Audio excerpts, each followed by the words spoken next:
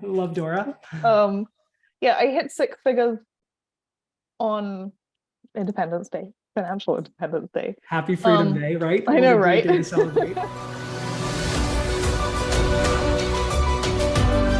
Hey there, in this interview, I get to interview Frankie today, one of our Fearless Coach Academy students. And Frankie, I'm so excited for you to share your story because you just hit a huge milestone.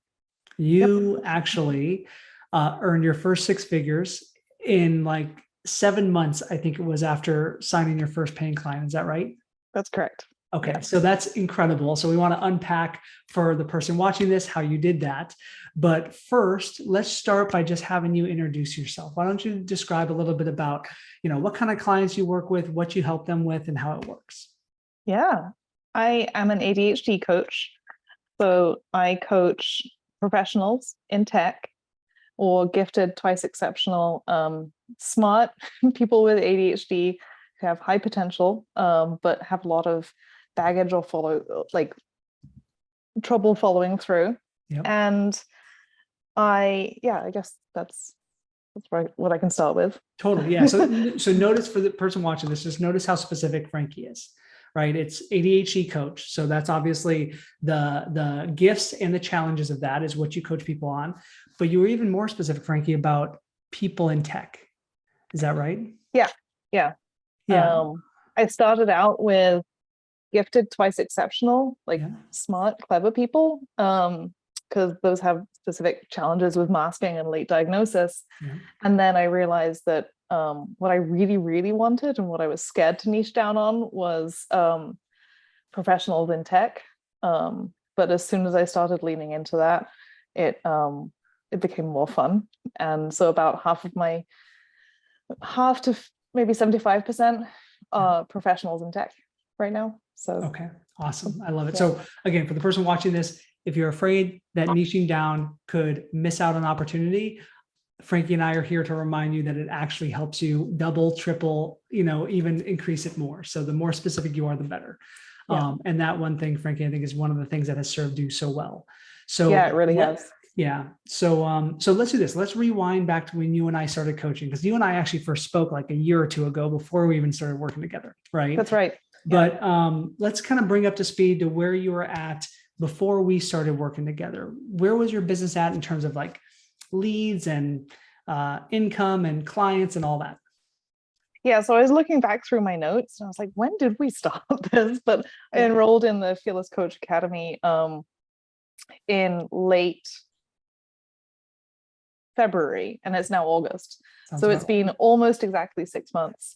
Yeah. And at that point, my business had been running for about 3 months. And I was getting clients. I was still in a kind of FOMO cycle and still taking on consults and just starting to burn out and being like, I need more leverage.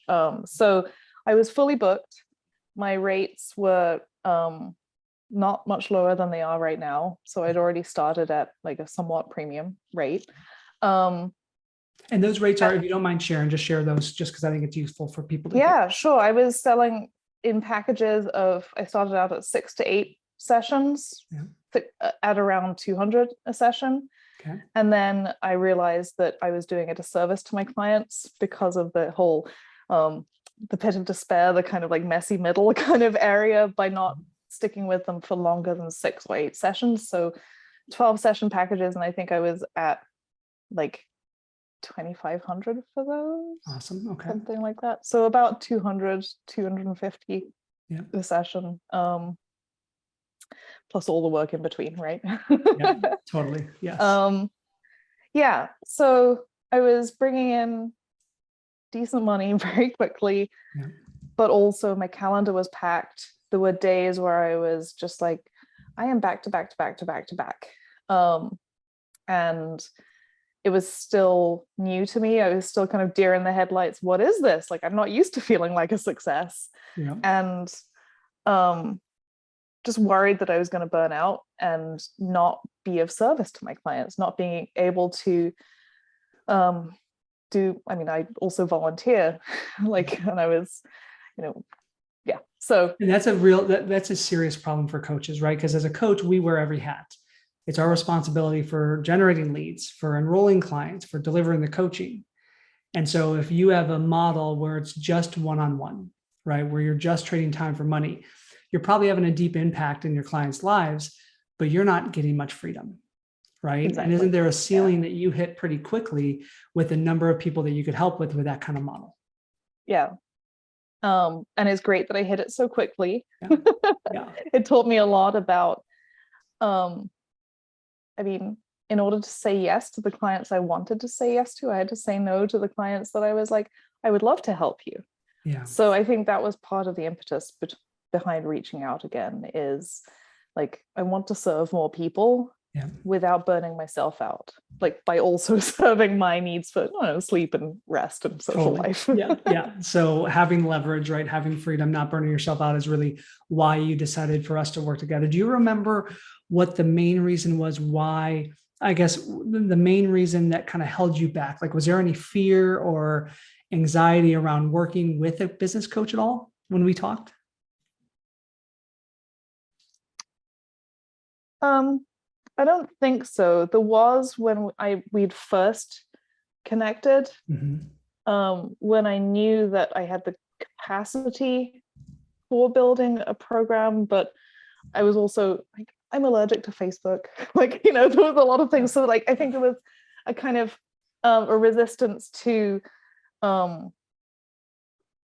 things that worked for other people because they hadn't quite resonated with me. Yeah.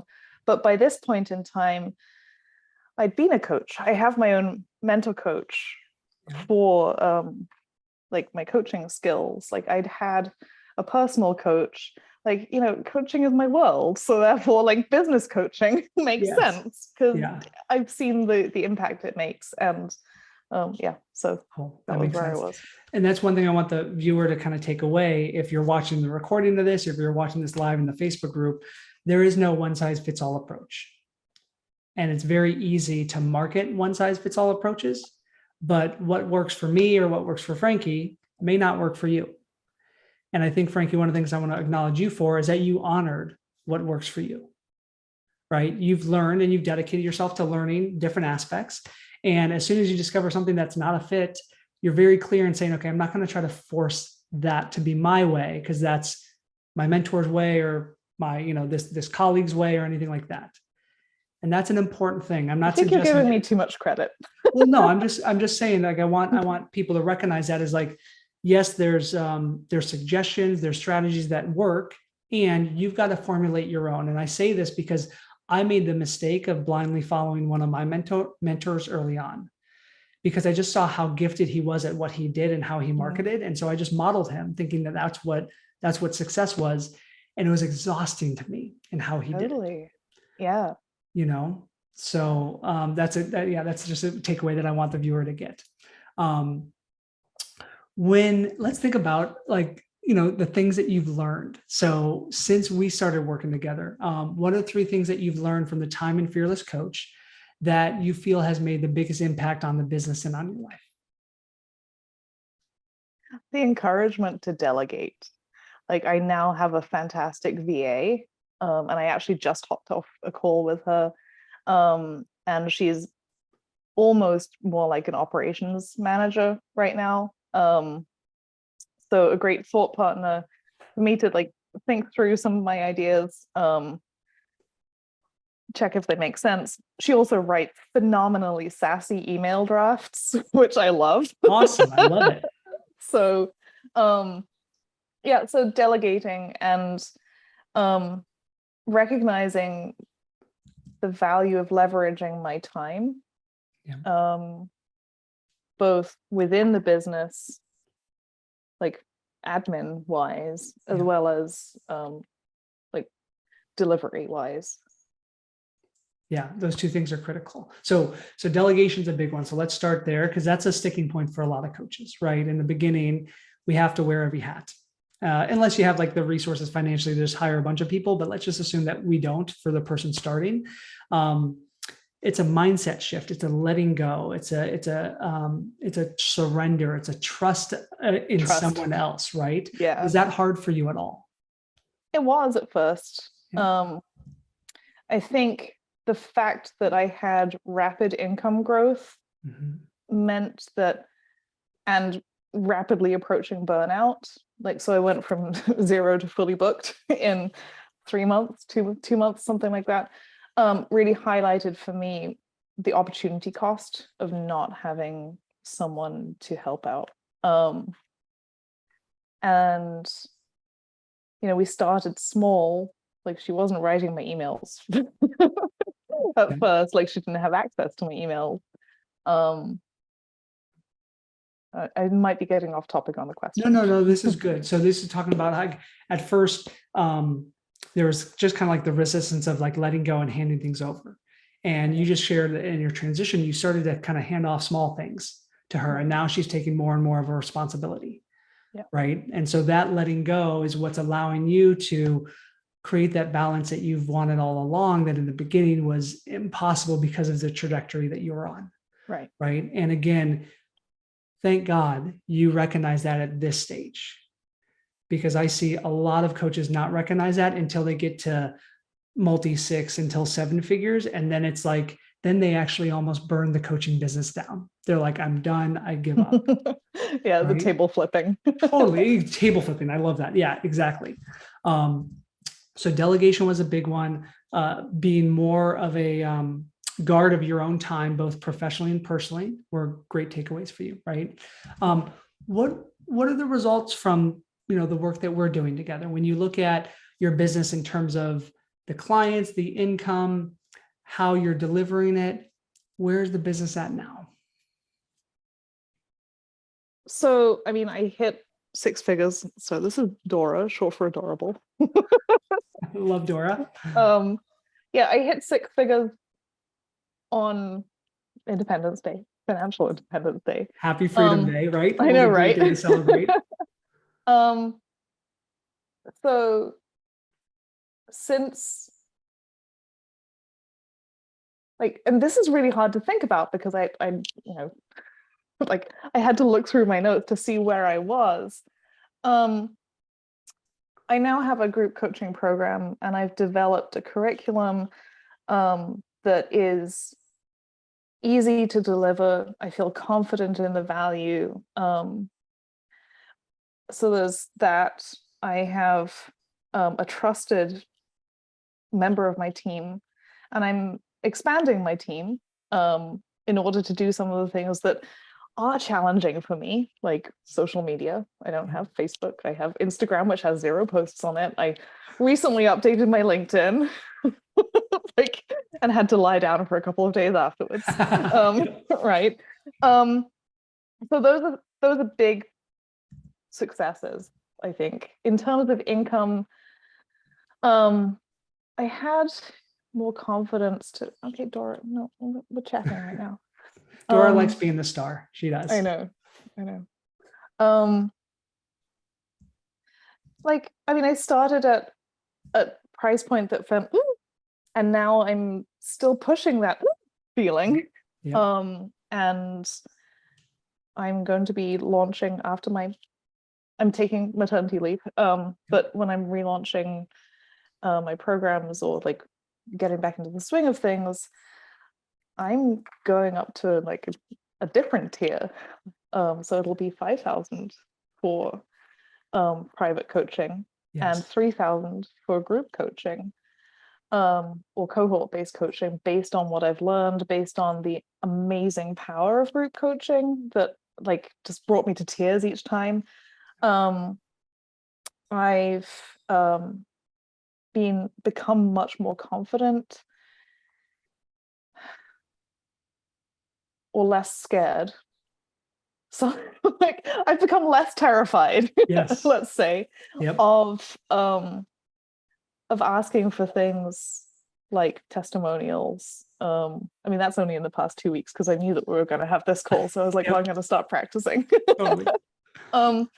But also asking for other opportunities. So I now have a speaking gig and in-house group coaching for a large tech company. The contract has not been finalized, so I'm not allowed to quite like say all that. I won't spill the beans. Your secret's safe with but me. Yeah, you will recognize the name. And I'm so proud of myself for that. And ultimately, just a bunch more opportunities have opened up that all seem natural as well as exciting. And I think that's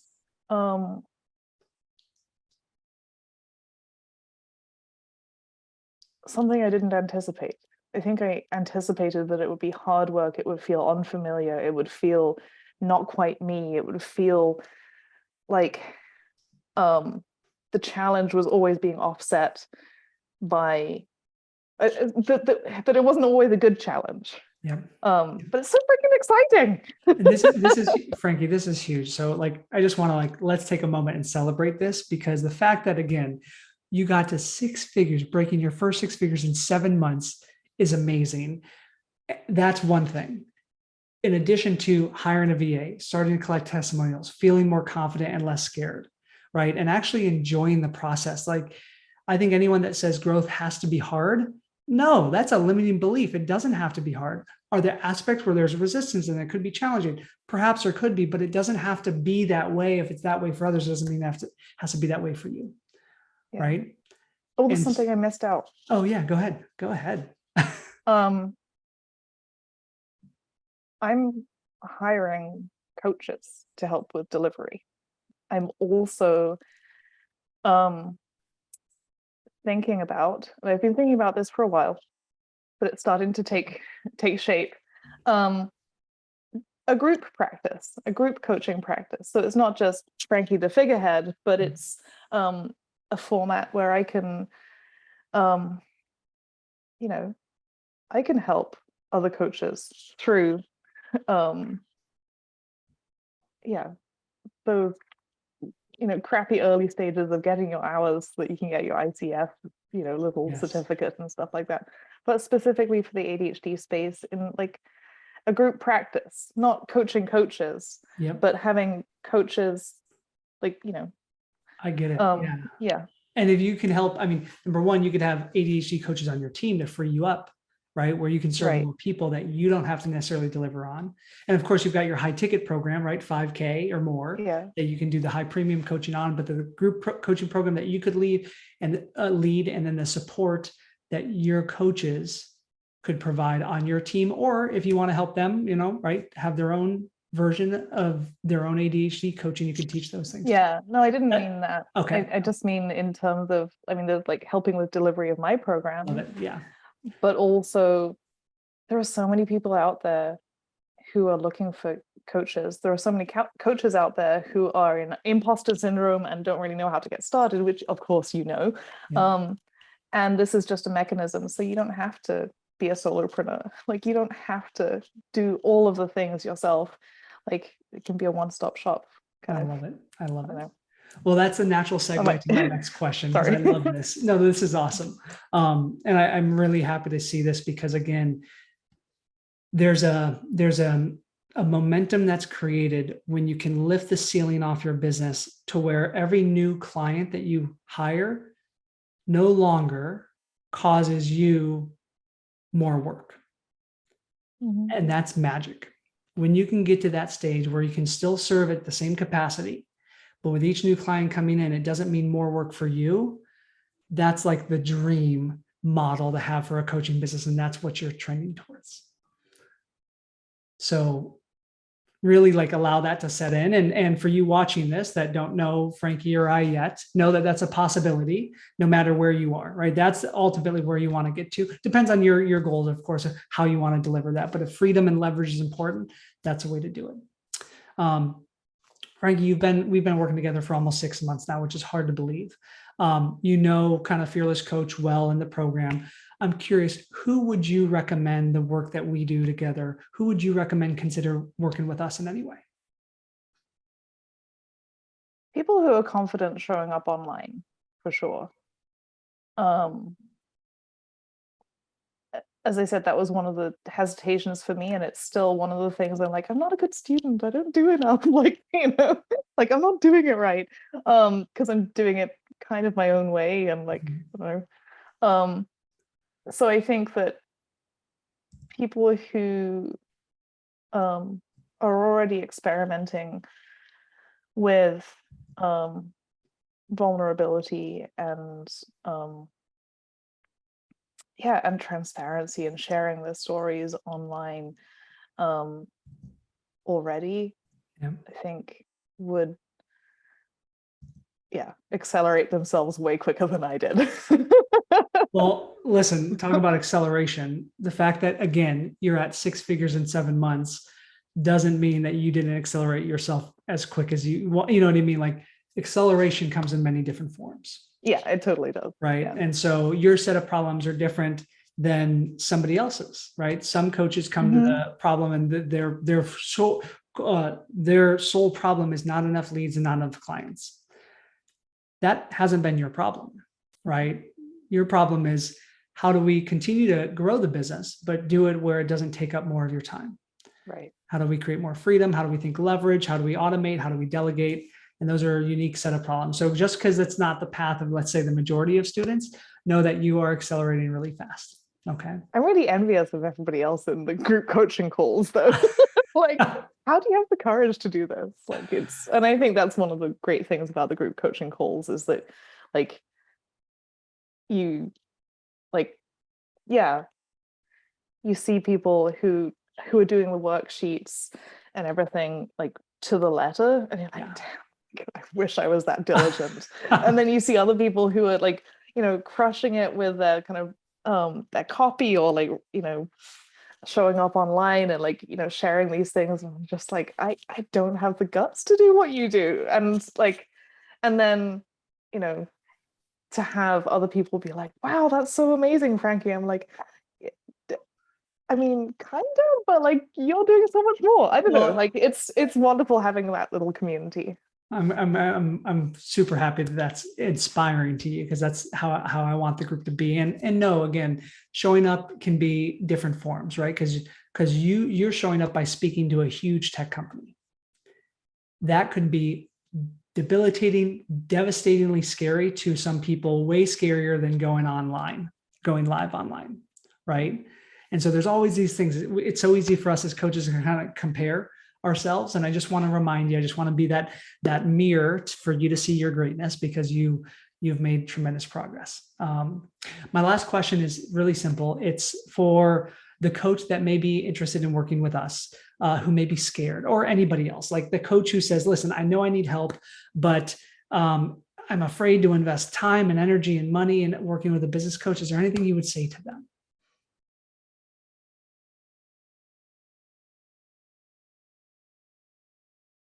I think you'll know when the time is right, because it'll already have passed. Like,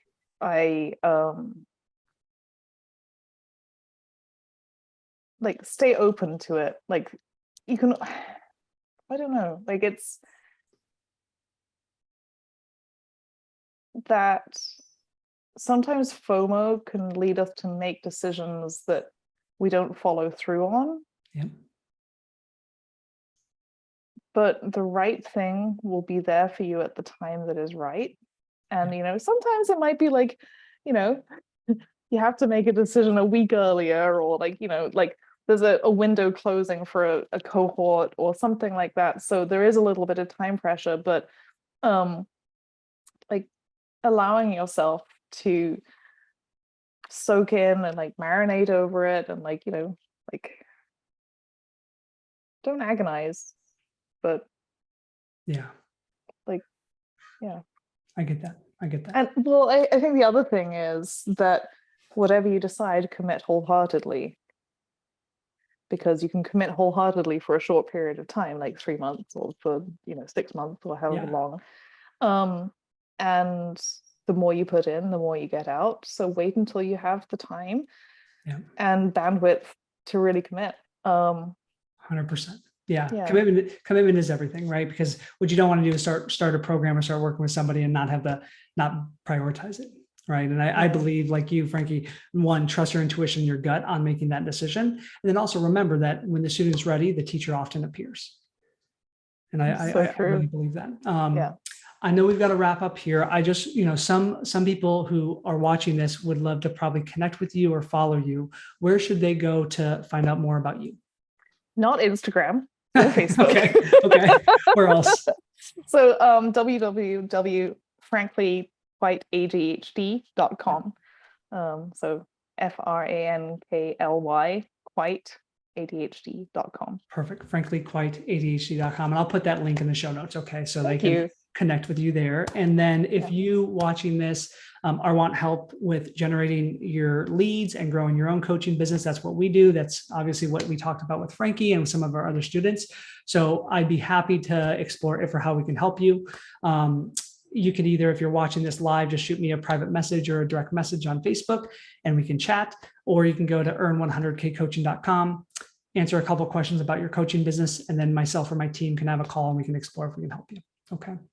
So Frankie, thank you again for being an amazing student, for really serving your clients at a high level, and for being willing to share your story, because this is a huge milestone.